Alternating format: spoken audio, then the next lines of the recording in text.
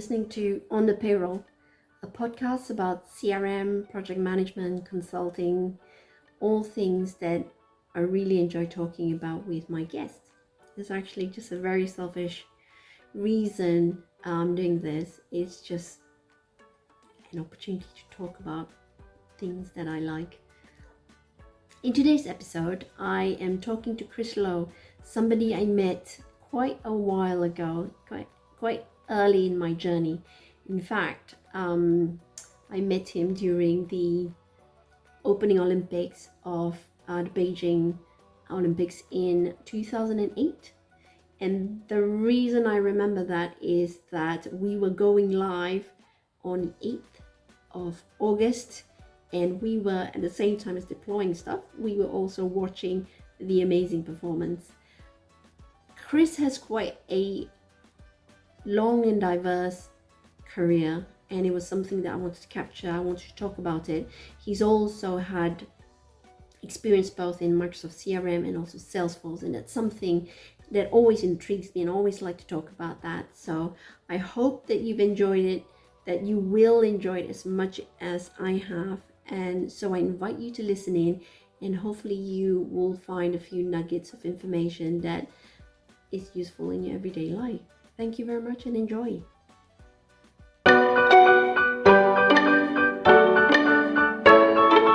Hi, Chris.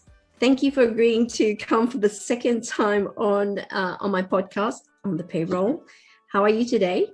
I'm good, thank you. If slightly sunburnt, I'm on holiday at the moment. This is day one. I've already been in the sun for far too long. So I've come indoors to try and get away from it for a bit. Well, you have a healthy shade of suntan, if I might say so. Right. Thank you. Again, the last time that we spoke, we had some issues on the internet side. So thank you again for joining me today. So looking at your history, you've got quite a long history in the consulting space. We met quite a long time ago. And as I mentioned to you, I can even remember the date because I did a project with your company at that time.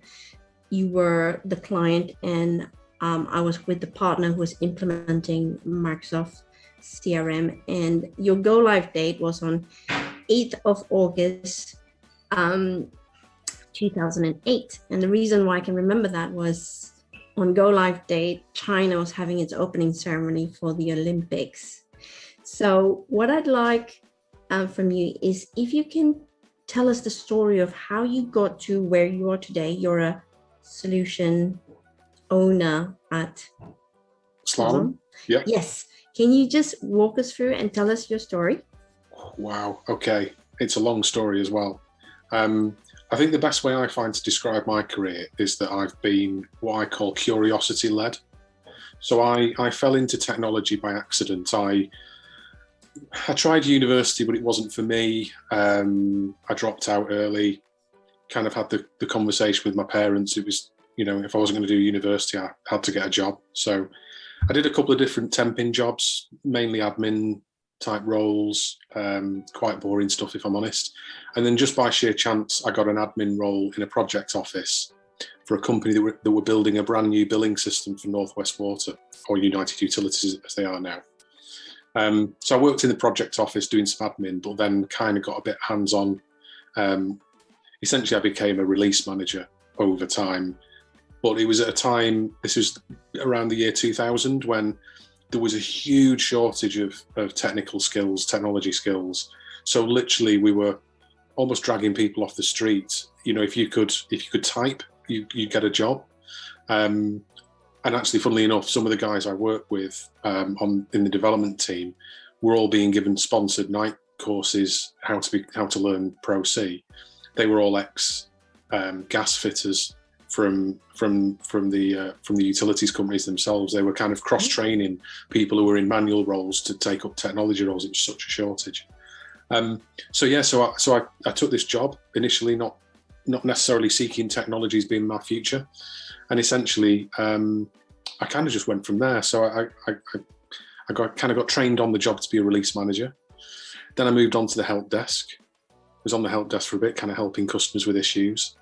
And I kind of outgrew that company at that point. I could see that company in particular was going to have some challenges around maintaining their business in the UK. They were an American software company. And I got a job as a tester next. And testing sounded fun because it was a great way to learn. You know, you learn how a system works, and you also learn how software's created, developed. And so I did testing, and then rather randomly, I got a phone call from it was a small consulting company at the time, from the boss, who said, "Oh, we've got a project out in the US. We've won a tender to deliver a billing platform. It was SAP, and we need a project manager." And I'd done no project management at that point, but there was a program director in place who was a great guy, really experienced. And there was a team of 4 of us, so I wasn't kind of alone. And the next thing I knew, I found myself on a plane to America to go and project manage an SAP implementation. So it all been kind of curiosity led, a bit opportunity led, and at a great time in technology, to be honest. And that was how my career got started. I really like that. You didn't tell me about how you started the last time. So you mentioned you found out university wasn't for you. Can you just talk a little bit about that experience? Sure. So I was actually going down a very different path. I was actually going down, it was a combined degree in media studies and business, but I'd taken a BTEC national diploma course prior to university. I didn't do A-levels. I didn't feel attracted to A-levels. The BTEC sounded in media more interesting because it was much more hands-on. It's more vocational, a bit less academic. And what I found when I went from the BTEC course to university was it was like I was winding the clock back 2 years. So stuff I'd been doing for 2 years at college level, at university level, we were actually starting from the beginning. So it felt almost like a backward step, because we were doing some really quite advanced stuff. For example, we'd learned how to use a camera, for example. And we'd been doing that for 2 years. Whereas I went to university and the first course was, so here's a camera. This is how to switch it on. This is how to switch it off. It's like, I've kind of done this. And I sat down with the lecturers and said, look, I've just been doing this for 2 years. How long will it be before I feel like I'm now starting to learn? And they said, it's pretty much going to be the first couple of years. So it's a case of do I stay doing something that I could really do quite easily and just kind of have a good life for 2 years, but the way I'm kind of built, if I'm not being pushed, if I'm not learning, I get very demotivated, very bored very quickly. So I just knew that wouldn't work for me. So hence I dropped out, and I felt hugely guilty about it at the time as well, because I was the first person in my family to have the opportunity to go to university. That I could A, go and B, afford to go. So I felt like almost like I was letting my family down, but it felt like the right thing to do. Okay, I'm going to take a slightly different route to my next question, because I'm also being led by my curiosity. The last time we spoke, in your career, you have started a business, and you mentioned before that was inspired by your dad. Yep. Can you just talk a little bit more about how he has influenced you and the decision making in your career path? Yeah, so my dad, he left school. He came from a very working class background. He left school and went straight into an apprenticeship from school. He wasn't very academic. He took an apprenticeship, he became an apprentice toolmaker at an engineering company in Manchester. And I think he had a good few years of being a toolmaker. And then he had an opportunity to go what they called, what did they call them? Effectively, there was like a team lead, what we would call a team leader position. But to my dad in those days, it was almost like you were switching from being a worker to being part of the management. I think it was called a charge hand, I think it was called. So he had this opportunity. He was thinking that he'd met my mum, that was starting a family, and he was starting to think about this would be a bit more money. So he took that, and he kind of then, in similar ways to myself, he didn't go to university, but then he started doing night school. So he did night school to pick up some of the, he did I think it was what we would now class as a HND in engineering. He did that, and he eventually became a project manager, ironically, but in heavy engineering. And he worked for like 30 years in engineering, loved it. He's fascinated by engineering, but he'd always had a desire to run his own business. He'd always wanted to own a corner shop. And he had the opportunity to take voluntary redundancy with 30 years of service at his particular company. So he took the money and he went and bought a shop. It was an off-license and grocers and sandwich shop, kind of one of those shops that does everything. And we moved in when I was probably 12. So my kind of teenage years were spent in this shop, helping to go and buy stock and sell to customers and run the business. And it was kind of his dream, really, was to be his own boss and to kind of prove he could do it. And I think somewhere along the way, I ended up with the same ambition, but not necessarily a retail, but to just almost see if I could stand on my own 2 feet and survive and thrive, hopefully. And that's kind of what led me to starting the business, to be honest. Sounds like the enterprising spirit was planted in you at a very early age. Talk to me about how that's moved in terms of your so we met when you were in what we consider an end customer. Tell me about how that came about in terms of how you chose Microsoft CRM, which I was doing at that time, over any other product. So as you say, this was around kind of 2008. And back in 2008, actually, when people talked about CRM systems, they generally meant Siebel, because Siebel was the number one. Salesforce was really just starting to get real traction, but it was generally a sales system. It was generally about opportunity and lead management. They weren't really a full end-to-end CRM at that point, and they were still very new. The cloud really was quite a new concept at the time still also. And there was still, I think, very much a mentality that investing in infrastructure from a capital investment point of view was still the natural and default approach to technology investments. So it was possibly a tough sell to try and go for Salesforce at that time anyway. And essentially we tried Siebel, but we couldn't afford Siebel on premise. I think we actually did explore it as an option, and we were a mid-sized telco ISP. I think we were quoting £1 million, which to us was at that time 3 times our entire CapEx investment budget for that given year. So it would mean, trebling our investment, but only for one project. It would mean doing nothing else. And that would be an interesting conversation with the finance director. Mm. So we explored Siebel on-premise. That didn't work for us. We were told that they called it a cloud product, but really it's not what we would consider cloud today. It wasn't a cloud-native platform. It was a hosted instance of Siebel that kind of been semi-verticalized, but you couldn't really customize it. It was out of the box and you got what you got.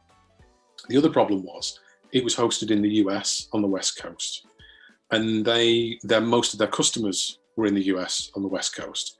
So all the maintenance all happened kind of in a time frame that would work for the West Coast of the US, which meant that at 3:00 in the afternoon, we'd find our CRM system not available for an hour because it wasn't a truly global cloud hosted platform. So that kind of, we tried it, but it didn't really work for us.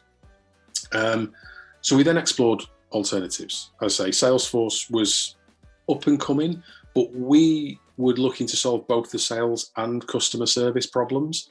We had no kind of case management. We had no email management. We were still using Outlook inboxes and spreadsheets and all that good stuff. So we then explored Dynamics, which again, it was deemed at that time to be an on-prem product, pretty much. And in reality, you also need to buy an awful lot of plugins to get all the features you needed, but you could kind of find a way to make it work. And that's kind of why we ended up where we ended up.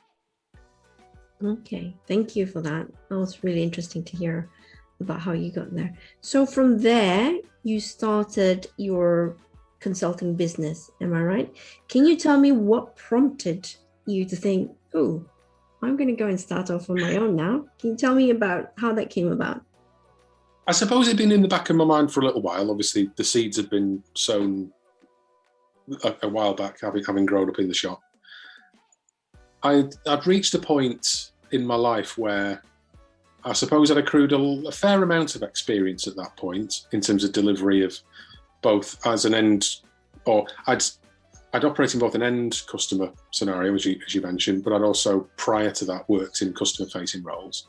And I'd worked in a variety of different technologies. I'd done some CRM, I'd done some telephony, I'd worked in ERP, because I've done the SAP implementation in the US. So I had quite a rounded set of skills.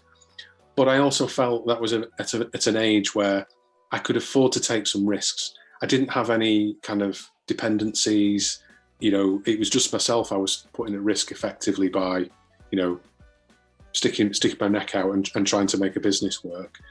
I'd also met somebody at the company I've been working with, and we'd kind of hit it off in terms of we had similar values, we both had similar aspirations. So actually, I wasn't doing it alone. I was doing it with someone and with a couple of other people involved as well. So it felt like there was a balance between. I'd describe it as I was almost experienced enough and stupid enough to try at the same time. I also picked to do it, or the timing wasn't ideal. I did it in the middle of the credit crunch, which was the stupid part. But it was that kind of balance of a bit of naivety and ambition and experience just all kind of came together at the right time. How about so there was yourself and a partner and a few other people. How did you assemble this team? It's strange how these things sometimes happen in life, but it just kind of happened. So I'd met the guy I mentioned who I'd worked with, Ray. We worked together for a little while. I say we had similar values and ambitions. There were other people who'd worked with us who we kind of all worked together and had reached a kind of a natural point at where we were all looking for something different. And it was kind of just a natural coming together of different people at different stages in life, just almost finding that together there was something we could each offer each other. And that's kind of how it started. It was more through luck to some extent than planning. And that's kind of how we got going. I mean, did it work well though? So what you're talking about is luck, basically, in order to assemble a team who have the right skill sets, who have the right attitude, mindset, and values to be able to work together. Would you say that that's something that you could recreate easily? I don't know. I think on reflection, I suppose, because we ran the business for 3 years, we had, we were introduced to some fantastic clients. We never had to spend a pound on marketing or advertising. We just did it all through, our own personal networks, our own contacts, and kind of, it seemed odd in some ways. We'd win a piece of work, and then through that piece of work, we'd meet somebody new, and they'd introduce us to somebody new, and therefore we got the next project. It was all very organic. I suppose looking back, what we lacked was one of us. No one of us was kind of what you call an out-and-out salesperson. Somebody who could kind of start cold and go and open doors.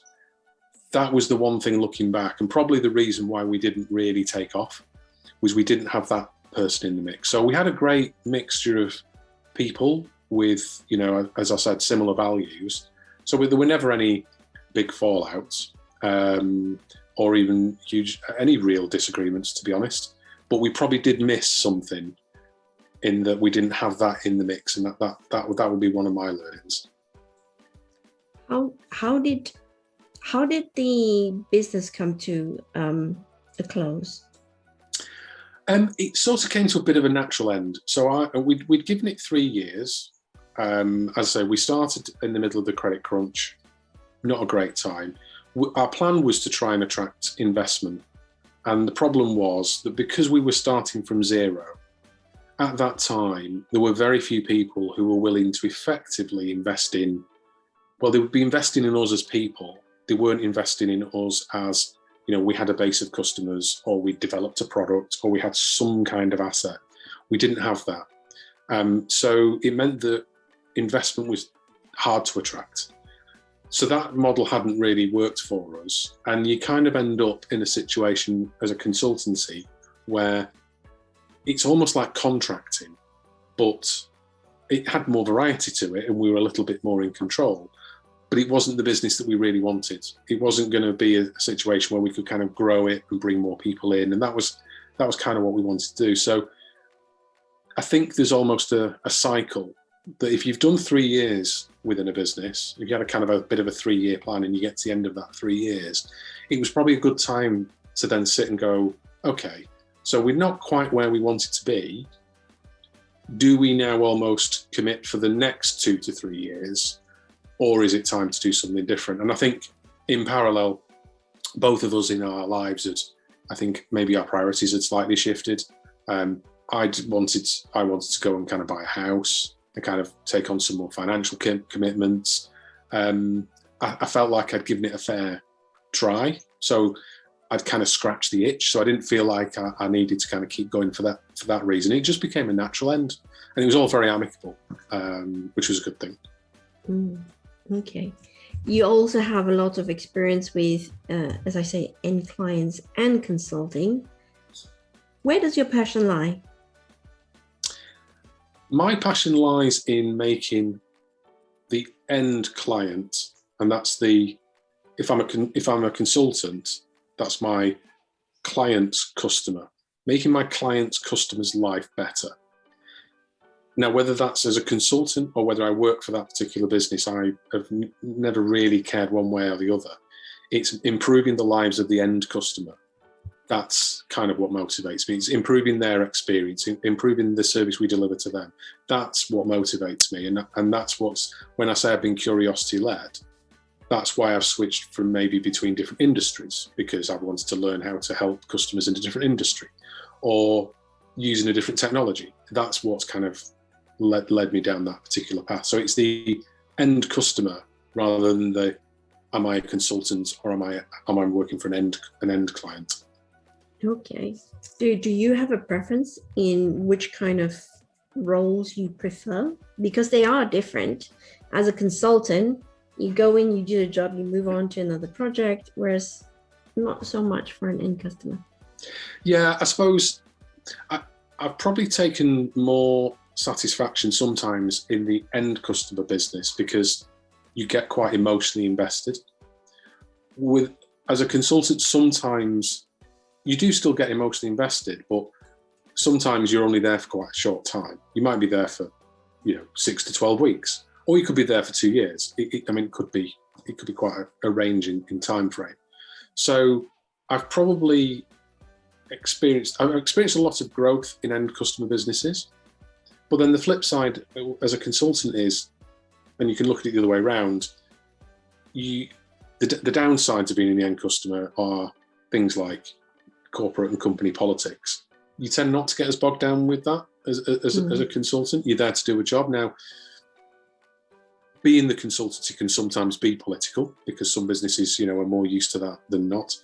But I'd say, the upside of being a consultant is you tend not to get involved in those kind of petty politics type things, organisational issues. You're there to focus on delivering a great project. And that's quite nice because it gives you a real sense of focus. I find it really tough to choose, if I'm honest, which is why I've probably bounced between both. Okay. You have also implemented projects both in the Microsoft world and the Salesforce world. Yeah. We talked about this before. Can you share what your thoughts are about how they both stack up? Because if somebody wants CRM, they might Google Microsoft versus Salesforce, and you get quite a lot of answers. Sometimes they don't quite tell the truth. So I'd like to get your insight on how they both stack up against each other. It's interesting. So if I go back to what I said earlier about when I first picked effectively my first CRM system, which was Dynamics at the time, the number one was Siebel. Siebel are like nowhere. I mean, Siebel fell off a cliff almost overnight, their business. And it's interesting now, I wonder sometimes whether Salesforce are the new Siebel, because they're now the number one. Siebel were the number one. Now, Salesforce, I think, have very much taken their place. It's really hard, I find, to compare Salesforce and Microsoft, because all Salesforce do is CRM. Fully end-to-end, but that's... Sorry, just a minute. It's raining and I need to shut... No, just a sec. That's okay. Sure, yeah. So all Salesforce, I'll say all they do, is Salesforce's focus is they are a CRM provider. Fully end-to-end, that's what they do. Whereas Microsoft, Dynamics is only one product that they support. Obviously, they've got Azure in terms of hosted services. They have Dynamics CRM. They have, the finance platform as well. And they've got Office 365, email, Teams. They've got such a diverse range of platforms. I suppose one observation about that at the moment is where Microsoft are is there's always been, I think, a view that they've always had great individual products, but they've not necessarily been very well integrated. And I think that's really starting to change now. I think they are starting to bring together all of this range of diverse products together in such a way that it becomes quite compelling. So if I, for example, were a startup business, if I was starting from scratch today, I'd be saying to myself, I need email, I need productivity tools, and I need CRM. And I think I would find it really, really easy to buy, that as a package from Microsoft. So I think in the startup arena, I'd find that a very compelling proposition. If I was an enterprise customer, I think there's still a little bit of a hint that Microsoft isn't really yet the ERP competitor to Salesforce in terms of its functional depth. So I think they're both progressing really, really well. And I wonder if there's going to come a point when they'll start to cross over, maybe. I don't know. Salesforce has also generally got a bit of a perception around it's quite expensive, which is true. So again, if you were in a startup business, you might find the price tag a little bit prohibitive. So I just wonder whether they're going to kind of meet somewhere in the middle at some stage. I think it's going to be interesting to see how it pans out, because I do think there are other CRM platforms out there, but they're generally you would choose them because you've got a completely different technology strategy. So if you went in with SAP and you were buying their ERP stack because you were working in manufacturing, then maybe their CRM platform being fully integrated will have a compelling reason to buy it. But that's almost driven by a different kind of technology strategy. But putting that to one side, I think it's going to be interesting to see how this pans out. Because my other observation about Salesforce is, I think they're not quite as nimble as they used to be. So they have made acquisitions over the years, but their integration of those products, I think, is not quite as quick as it used to be, which was ironically the criticism people used to make of Microsoft, that they had all these products that weren't fully integrated. So it's a really interesting space, I think. So they are, as you say, making a lot of acquisitions. Do you feel that they've diluted the CRM brand, or? I wouldn't say they've diluted it. I think there was a time when they were going down the route, like when they acquired Heroku, for example, which was kind of almost like a hosting platform, Force.com platform. Ironically, the business that we started, our website was hosted on Heroku. It was free of charge. We ran a website for 3 years for no money at all. It was brilliant. But was that really what Salesforce were about? So there was the odd acquisition that seemed a little bit odd at the time that we then didn't really do anything with. But I think, they've acquired things like marketing automation. They've acquired CPQ capability. Obviously, the big one recently has been Tableau. That's a massive acquisition. And that makes a huge amount of sense because I just think, some of the out-of-the-box reporting and dashboard was a little bit limited, to be honest. Obviously, Tableau is like way top-end kind of MI and visualization product. So that makes a lot of sense to me as well. I'm not sure they're diluting the product set, but as I say, it seems that as they've got bigger, when they do make an acquisition, it's now just much harder to integrate that product in, because they've got a lot of customers now to worry about and care for and look after, and the stack is becoming more complex. So it is a natural, I think, byproduct of growth to some extent. But yeah, it'll be interesting to see where they go next, to be honest. Okay, so just going back to your career, and in my head I was trying to pigeonhole you as to That's are always you a generalist project / program manager, or are you a technical solution? It feels like, just looking at your LinkedIn profile, you've got a healthy mix of both, and you're what I would see as the perfect kind of solution architect, somebody who understands business, understands project, human behavior, but also understands the product and what it can do for them. Where do you sit most comfortably? Personally, I find I prefer to sit in the middle. So most recently, I've been fulfilling kind of business architect type roles, where I've been looking at how we essentially develop and change a business or a business process to maximize the advantage that technology can bring. Sometimes you can buy a technology and try to kind of bend it out of shape, and that can be a bad thing. And sometimes actually it's you, the business, that needs to change, particularly if you're kind of quite an old business that hasn't really kind of moved with the times, as it were. And then other times actually it's the other way around. So I like to sit in the middle. Interestingly though, I think other people have tried to pigeonhole me. So people generally seem to feel more comfortable with people who are at one end or the other. You're either technical or you're business, whereas I'm in the middle.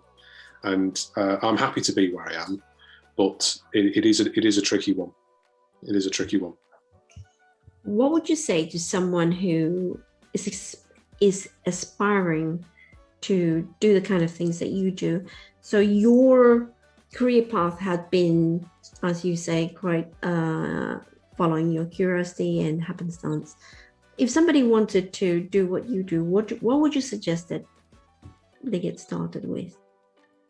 I suppose to some extent, I would worry less about the job, the role that you're in, and just think more about the knowledge and skills that you're acquiring.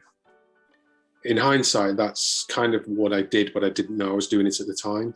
That curiosity-led piece was, I was acquiring new skills and new knowledge, and it was that I was changing role to acquire it, not I thought, oh, I want to sit on a help desk, or I want to be a tester. It was, what will taking this role allow me to do? What will I learn from it? And I think if you go in with that approach, what that means is you'll probably inhabit roles that allow you to learn. Great starting roles are testing, for example, or business analysis is a great entry point as well. And roles that kind of expose you to a range of different businesses or technologies are even better. So I would say be led by that. Don't necessarily be led by, I really want to be, I don't know, a business analyst or a project manager or a program manager. You will, if that's ultimately your aspiration, you can get there, but worry initially about knowledge and skills. Start from there, because those are universal. And also you find that actually they open other doors that you haven't anticipated. So yeah, be knowledge and skill led. Don't be led by job titles and roles. That nicely kind of segues me into my next question, which is, it sounds like you were quite sensible as you were growing up anyway, but are there any lessons you've learned now that you might want to share with your 20-year-old self, if you could go back in time? Oh wow, would my 20-year-old self have listened? That's the real question. I was quite focused actually, and strangely, and quite driven in kind of my early 20s. I still am to an extent, but I was like really super kind of on it. What would I teach myself? I'm not sure there's something I would almost, because I've had such a lot of fun, on my career, I'm not sure I'd want to almost try and change it. I think I'm happy with the path I've followed. I don't look back and say, oh, I wish I'd made a different decision. You know, the business didn't pan out. I really wanted to do it. It didn't pan out. I learned how to run a business. That then helped me understand, you know, even in the project since, I had a more in-depth knowledge about how my customers' businesses then operated and ran. And I had an appreciation that I hadn't got previously. So even though some of the things didn't work out as I'd liked, I don't think I'd go back and change them because they've made me who I am today, to be honest. That's very sound. I like that answer. That means you've taken the kind of path that meant you had very little regrets. They all created the you that you are today. Yeah. Even things like when I got the phone call to say, would you like to go to the US and be a project manager? And I remember thinking, I haven't been a project manager before. And I thought, let's do it. Let's try. What's the worst that can happen? I think if I was to go back and give myself advice, maybe I would have made a different decision. And that was career changing that moment. Sounds like it. So we were talking before about what the future holds. Both you and I we come from process mapping, business analysis. That is a part of my job that I really enjoyed. In terms of how COVID has changed business practices, what have you noticed in the consulting world now versus pre-COVID? Clearly we've had to deal with, working entirely virtually. So I joined my current company on April the 19th, which was right in the middle of lockdown. This was when everything was being locked down. And I'd been through the recruitment process. I think I'd met 6 people at the company at that point in time. Looking forward to meeting all my colleagues, but then I haven't. We're now at 35 employees in Manchester. So there's a whole, room full of people I haven't met yet, which is strange. I work with 3 different clients, all of whom I've worked 100% virtually with. I've learned that's quite hard. The learning curve to understand the client business, understand the problem I'm trying to solve, it is harder virtually because you don't get that kind of quick, everything. If you've got questions, everything needs a call or a meeting. Yes, you can send email, but emails are things that people deal with when they have time. Just being able to sit next to somebody and say, hey, have you got 5 minutes? I just need to explore something with you. We've lost that at the moment. So that's meant that I think at the moment, projects I think are taking just a little bit longer in that kind of early phase. Once you've picked up the knowledge and you kind of know the people, then off you go. It doesn't kind of hold you back at that point. And I suppose the flip side is, you've got a better work-life balance, you've got time to focus. So, it is pros and cons, but I think it has for consulting, I think it's been a challenging time. I think going forwards, it's going to be interesting to see how it kind of then recenters itself. I think we are going to end up in some kind of hybrid between the two. I don't think we'll go back to 5 days in the office. I think from what I hear, lots of businesses are really looking at their real estate strategy, how many offices and how much office space they want to have. Lots of businesses have invested hugely now, possibly earlier than they planned to, in the technology to support virtual working. I spoke to one customer who had an on-premise phone system, and so they had to literally switch from an on-premise phone system to a hosted phone system almost overnight. They've done that now, so they're not just going to throw that away. So I think we'll go back to some kind of balanced approach. It will be interesting to see where that balance lies. It'll be interesting to see how that pans out. So we also talked previously about the kind of tools that you've now had to adopt because it's all virtual. And when I was doing face-to-face process mapping, it was so much easier with brown paper, sticky notes, and getting everyone engaged. But now it's all online. How do you run your process workshops? So, there are some great tools. I've not used. There is a whiteboard available with Microsoft Teams. I haven't used that myself. I have used something called Miro, which is kind of a virtual whiteboard. That works really, really well. It takes a little bit of practice. So whereas, in a physical world, you just think about, I'll pick up the pen and start drawing. Obviously, if it's a virtual tool, you need to give yourself the chance to learn how it works, and also how people behave when you put them in a virtual workshop, because they've not seen that tool before.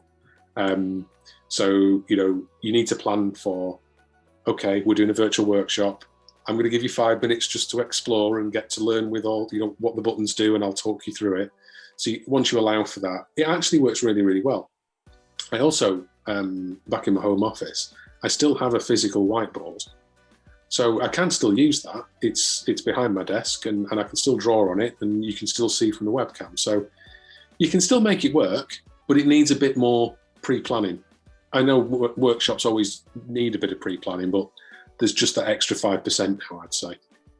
No, absolutely. I think it's going to change quite to a direction that's not quite my favorite, because I still like in-person events, because there's just so much more energy you can get off people. Yeah, I agree, and the energy is one of the things you really need to think about as well. In that, as the facilitator, you also, I think, you really do set the tone, and you have to put a lot of energy into a virtual workshop to get the energy out.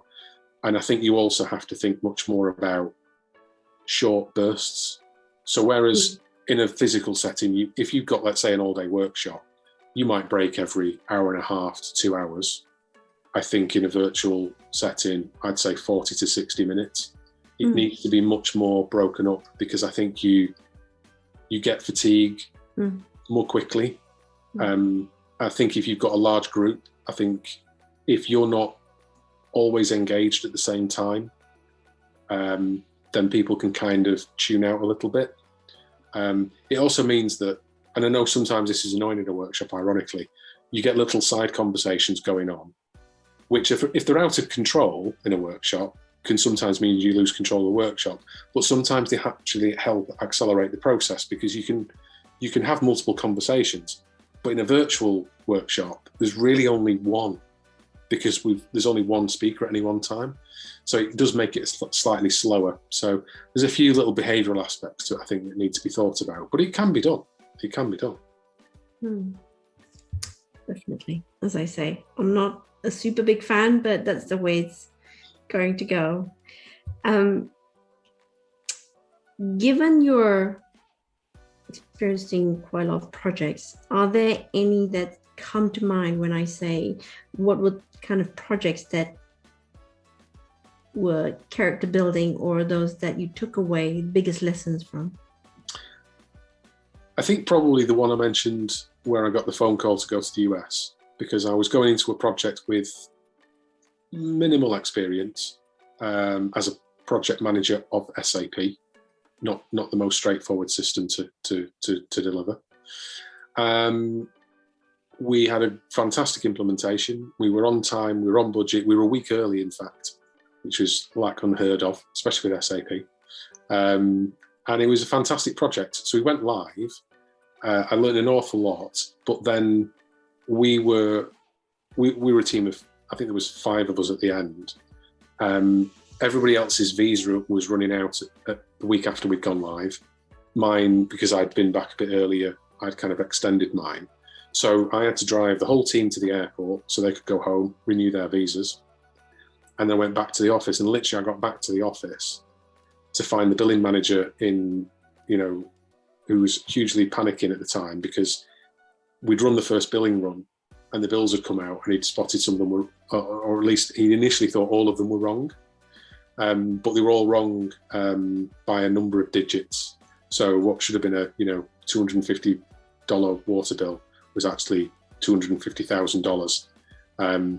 So that was a bit of a moment where we had to take a bit of a pause, and I had to go to the director of the water authority at that time and say, we've had to stop billing because we've got an issue with the bills having just gone live, and everybody feeling positive about what we'd achieved.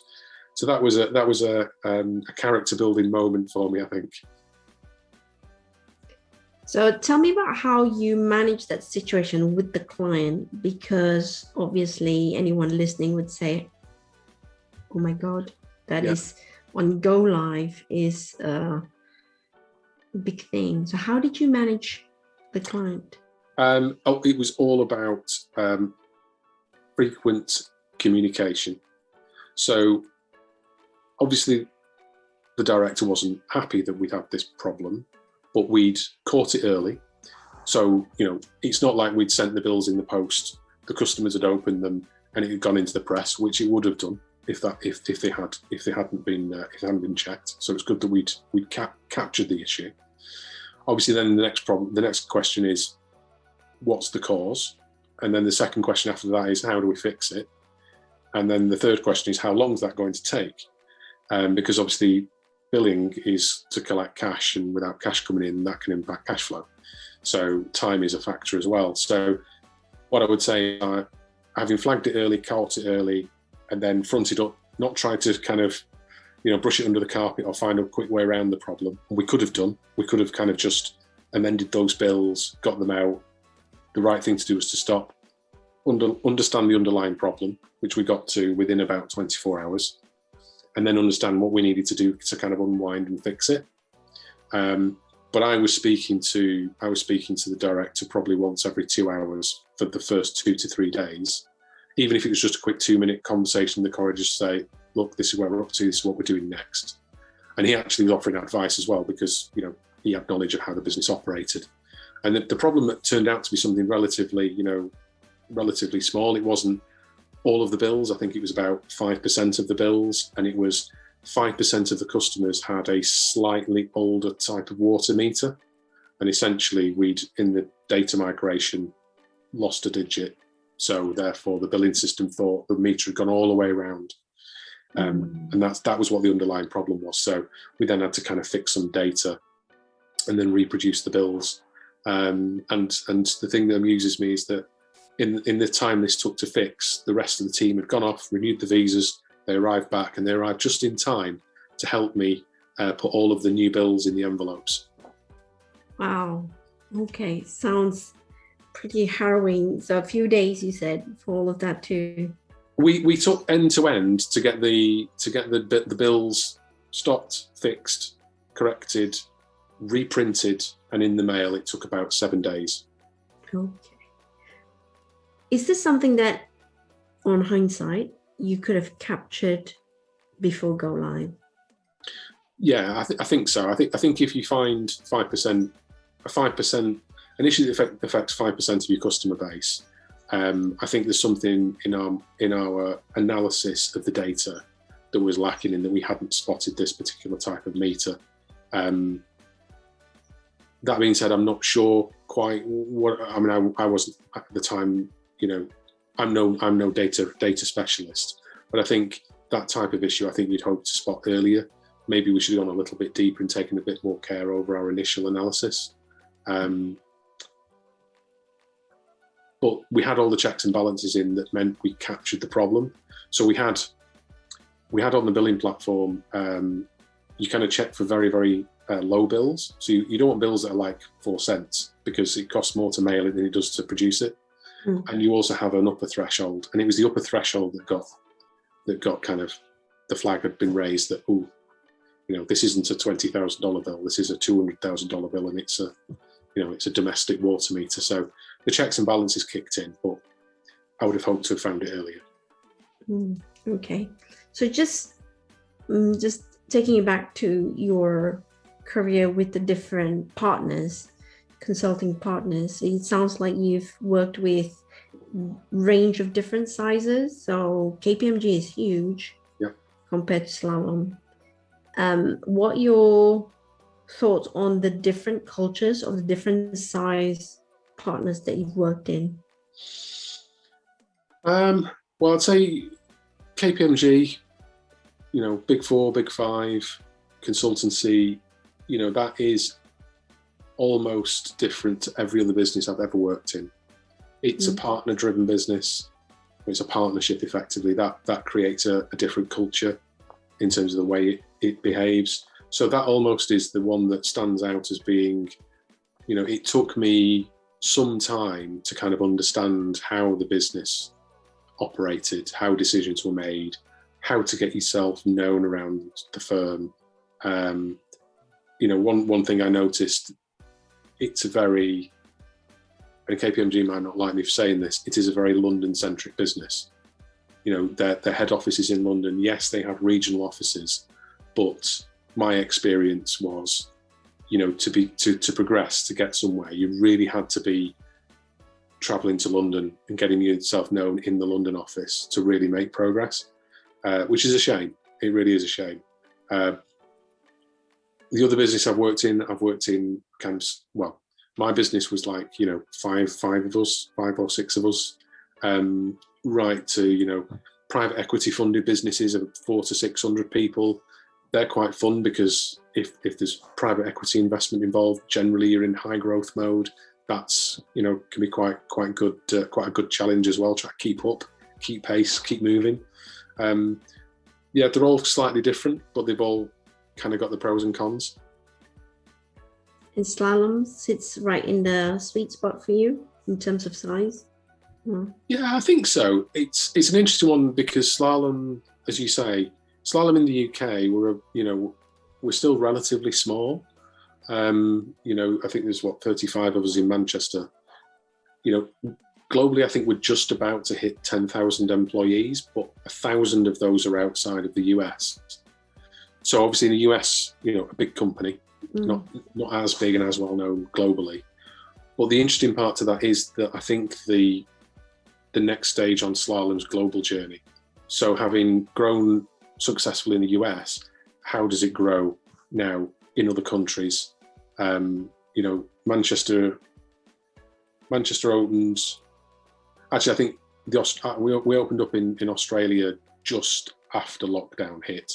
So that's kind of our newest office. It won't be the last. There'll be more to come. Sounds quite exciting. Right. So we're just about to wrap up, but I have a few questions about you in particular. Okay. About you as a person. What kind of quirks do you have that your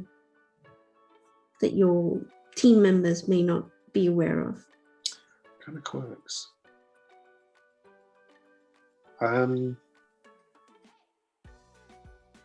So one thing I've found and sort of reflected on and that I've noticed is it really matters to me to understand when a decision is taken, why that decision has been taken in that particular way, or what the logic was to arrive at a particular decision.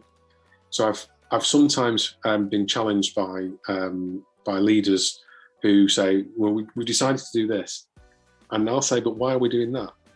And they'll say, well, this is why. And that reason and that decision, that doesn't make sense to me. I'm absolutely okay with somebody saying, actually, we've taken this decision. You just need to kind of just get on with it. If you tell me that.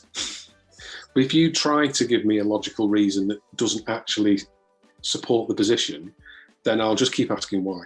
And it'll just wind you up and it will wind me up. That's one thing I've learned. Okay, so this is something that you tell people upfront to say, make sure that you're candid with me as to the reason. So what I'll say is, look, if you're telling me that this is what we're doing and that the decision is this, then tell me that that's fine. If there are other reasons that you can't share with me, I'm absolutely fine with it, but just tell me that. But don't try and give me an illogical answer to a decision. It just makes my brain fry. Okay. Well, that's kind of slightly, don't give this answer to the next question, which is, what will you not tolerate in others? So you've already given that answer. A different answer, please. Yeah, okay. I get really frustrated by unrealized potential. If I see the potential in people or the potential in a business or the potential in a situation that actually there's something really positive we can create here, but it gets missed, or you don't seize the opportunity, or the person doesn't kind of put the effort in to make the most of it, I find that really frustrating. I find it really sad that I can see potential in people that they don't make the most of it. Because the way I look at myself, perhaps, is that my career has been driven by trying to maximize what I have available to me. I'm not the cleverest person in the room. I'm not the most hardworking person in the room. But whatever talents I have, I'll try and make the most of them. And that has taken me on a great and interesting journey. And I hope that other people feel the same way. Now, to be fair, you could say I'm almost trying to then therefore impose my worldview on other people. But yeah, that frustrates me if I see unrealized potential. What are the kind of things that people misunderstand about you? Oh. I think sometimes I can appear more confident about something than I really am. And I don't know whether that's because sometimes as a consultant, you're there to, show leadership. So sometimes you need to kind of say, this is the right thing for us to do. Not always certain, but sometimes you've got to give other people the confidence in the direction you're choosing to take. But that doesn't necessarily mean I'm as confident myself in what I may have just suggested. I think people tend to think I'm sometimes more confident than I really am myself. Okay. I was going to say fake it till you make it, but not really. Yeah, to an extent. I think it's important sometimes that even if you're uncertain, giving direction gives people a sense of purpose. If you're struggling with confidence, that can sometimes transmit it through to the people you're working with, and so sometimes you just kind of have to, like you say, fake it till you make it. But that doesn't mean I'm always necessarily a true believer. What are your how do you make decisions? Are you a very logical thinker? Yes. Yeah. I think going back to what I said before, I have to come to a logical decision.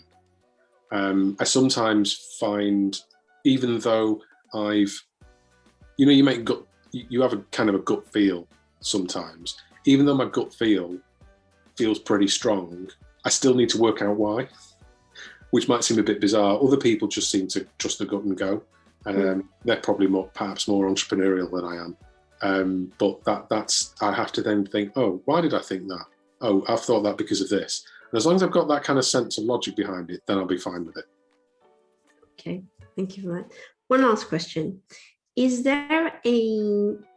Do you have anything, a personal or a professional kind of like project or a thing that you are really excited about at the moment? Anything like building a shed or something, hobby? Well, so I'm planning, having spent 15 months in my home office,